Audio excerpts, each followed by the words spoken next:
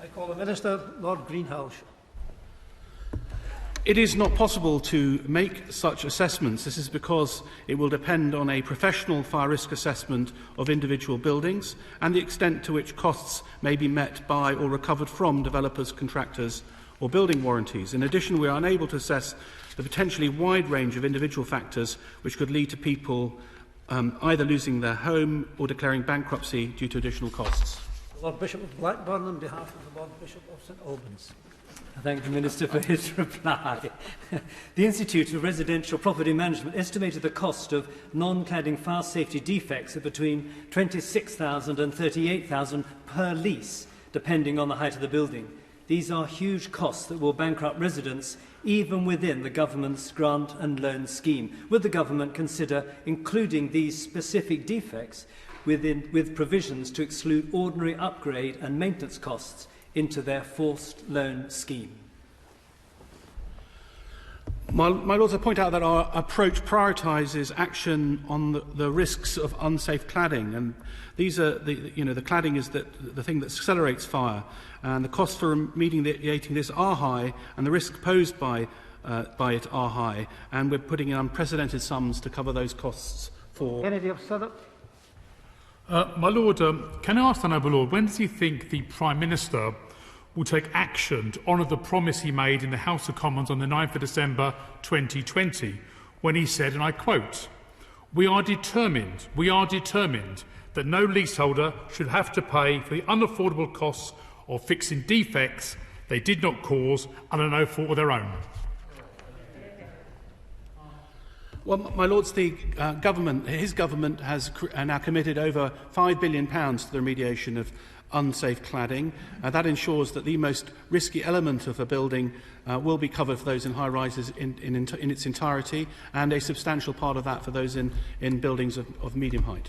Lord Mackenzie of Framblegate.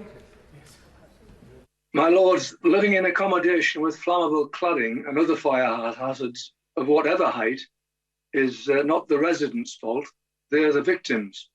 4 years after Grenfell, does the Noble Lord the Minister not accept that natural justice requires speedy government action to right this appalling wrong and make these homes safe? The bill being paid by those whose culpable negligence caused the problem in the first place.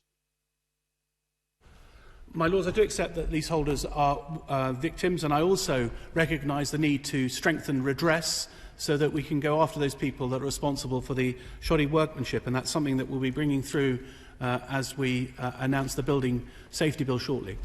Lord Moynihan. My Lords, I would be grateful if my noble friend the Minister could update the House on any progress the Government has made to ensure developers contribute to building safety remediation costs. My noble friend is right that we believe that they should be contributing and should make buildings safe without passing the costs on to leaseholders. There have been a variety of announcements by developers. Bellway have announced a cladding removal fund of £46.8 billion, Persimmon million rather than billion, Persimmon £75 million, and Taylor Wimpey have also pledged £125 million. And that's also, the government's obviously announced a gateway levy on high-rises as well as a developer tax that will raise £2 billion over 10 years. My Lords, I refer to the House to my relevant interests.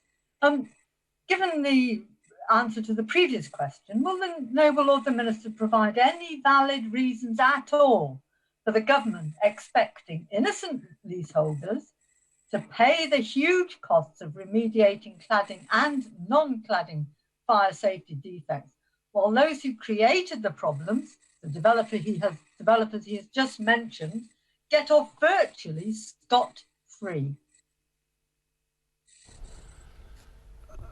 My Lords, I'm very clear that we do expect building owners to make their buildings safe and not to pass on costs to leaseholders where possible. And we have provided a substantial sum of money to ensure that the costs of cladding will be affordable for those in medium rises, and those in high rises will not have to contribute towards the remediation of the most dangerous element of the building.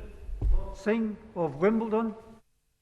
My Lords, the Government's promise of a fire safety bill to reduce the possibility of future Grenfell-type disasters is welcome, But would the noble Lord the Minister also agree that it is an acknowledgement of past national failure to ensure adequate fire safety standards, and it should be the responsibility of the government rather than individuals to meet the cost of urgently needed safety improvements on existing property?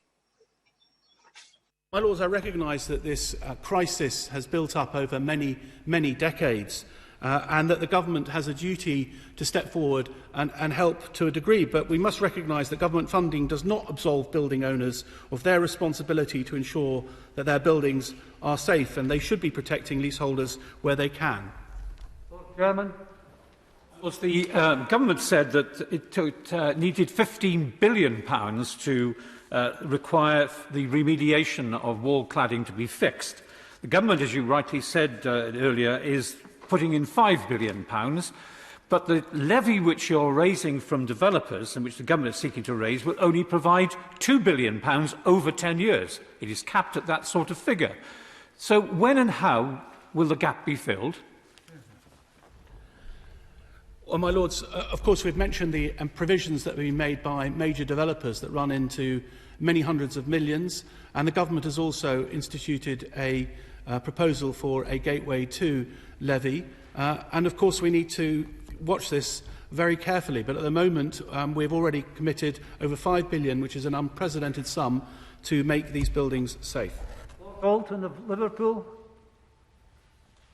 The Minister back what has been said about the role of developers. Following the United Kingdom's departure from the European Union and the changes to public procurement rules, what consideration has the noble Lord and the government given to banning those developers who refuse to remediate their own defective buildings from bidding for public contracts?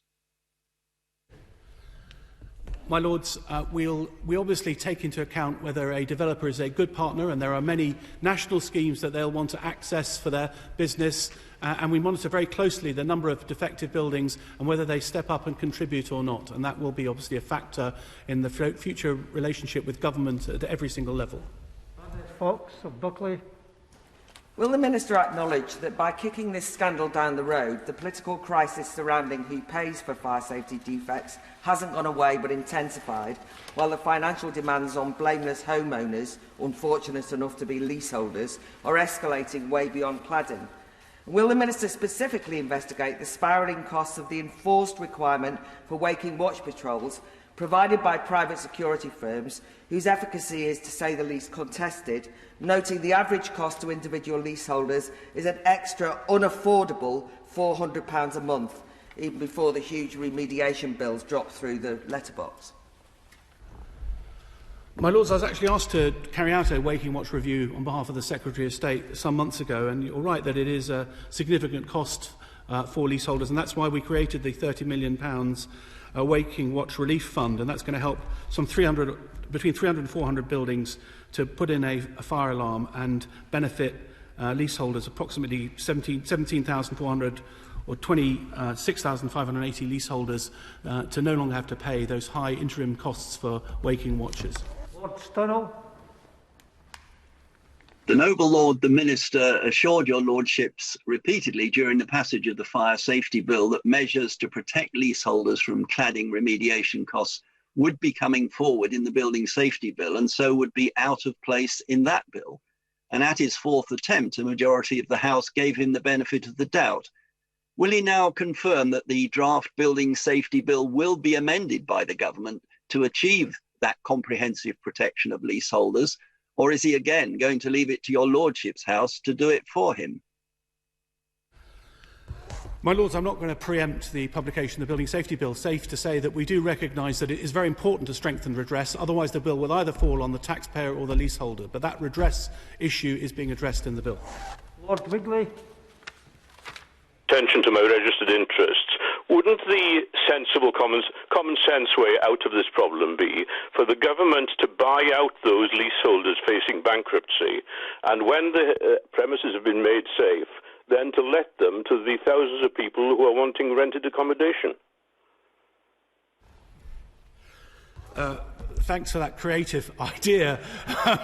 We'll take it away and ponder it. But in reality, we do need to recognise that the only three ways of helping leaseholders are either by a grant and providing additional grant, or a financing scheme, and we'd be providing details about that, and also, importantly, levelling and taxing the polluter, the developers that have caused this problem in the first place.